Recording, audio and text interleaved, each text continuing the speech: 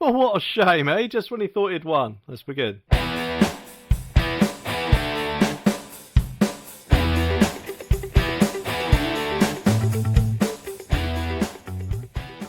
And of course, I do mean that sarcastically, because I, for one, do not want a Labour government, because if anything, they're just going to drag us back to the EU via the back door. And not only that, but it's going to cause a massive woke explosion, no doubt. But unfortunately for Keir, he has been a bit, let's just say, humiliated by what has just happened. So what am I going on about? Well, the article says humiliation for Keir Starmer as a top Tory is set to keep their seat after Labour, they just dumped their candidate. But why? What actually happened? Well, Clingford and Woodford Green has been represented by veteran Tory Minister Sir Ian Duncan Smith since its creation in 1997. And his rival was meant to be Faiza Sahin, I hope we pronounced that right. However, she has been blocked for running as a Labour candidate for, wait for this, liking a series of tweets that allegedly downplayed allegations of anti-Semitism and is now running as an independent. Now, of course, as we all know, anti-Semitism is not a very nice thing. So let's face it, to like something which downplays that is probably not the brightest things to do, eh? And whilst admittedly I haven't actually seen what these sort of tweets were, you would think that any person who wants to become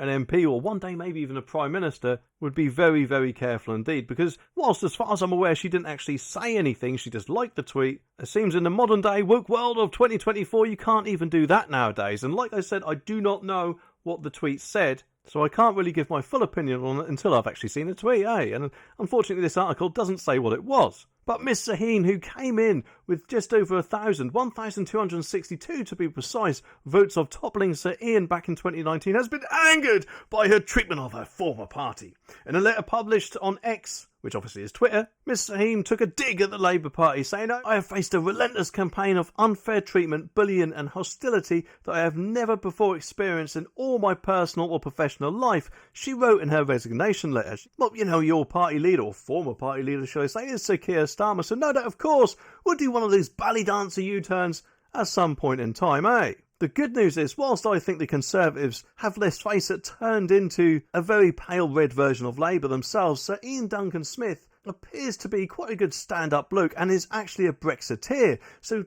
I think personally to have him back in Parliament is surely only going to be a good thing. And let's face this is bound to be quite a big kick in the balls for Sir Keir Starmer. And not only that, but Labour, according to this, has set you for even more humiliation, as the Conservatives are predicted to receive 43% share of the vote in this week's general election, down 4.7%. Brent Councillor Sharma Tallow, who has been parachuted in as a Labour candidate, is predicted to only get 26% of the vote, down a whopping 19.4%. And Ms Shaheen is actually not far behind a former party with a projected result of 18%, up 17.8%. Unfortunately though, it doesn't actually say where the Reform Party candidate is. I personally do want Reform to get quite a lot of MPs in the House of Commons. However, Sir Ian Duncan Smith, as I said, is one of the better Conservative ones in my opinion. So as long as either he or Reform get in, then that's bound to pee off Sir Keir Starmer and all those lefty Labour voters out there even more, eh? The quite worrying thing is, though, they are more than likely going to win the next general election, and they do not seem to have changed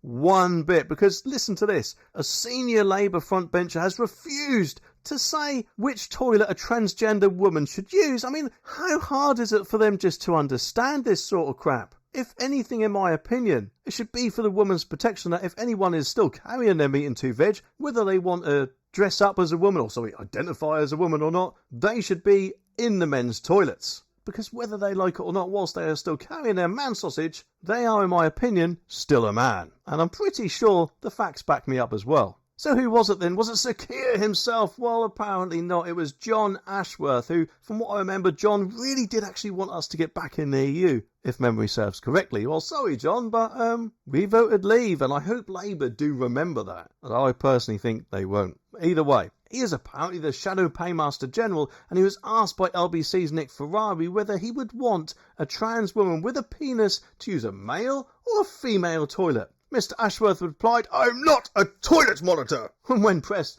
to clarify this stance, he said, "We don't have police officers outside of every set of toilets. Matters like this are for individual establishments." Well, actually, I think something should be put in place to say, I'm sorry, men, women, for safety. And don't get me wrong, I'm not trying to say that every transgender man or transgender woman is going to want to try and do, let's face it, horrible stuff to anyone else. But there's always that risk that there might be the odd one or two. And I don't think women should be put at risk of that at all. It's not right just because someone feels that using a certain set of toilets would make them happier whilst putting another person's safety at risk. And get this, it came after Bridget Phillipson, the shadow education secretary, refused 8 times to answer the same question last week. So surely that just goes to show that quite a lot of Labour candidates out there are woke lefties, which, unfortunately for all of us, are more than likely going to be in the House of Commons and are going to be making our laws in future. Unless, of course, you all go out Thursday and vote reform. To at least get 1 or 2 of their MPs in there to help steer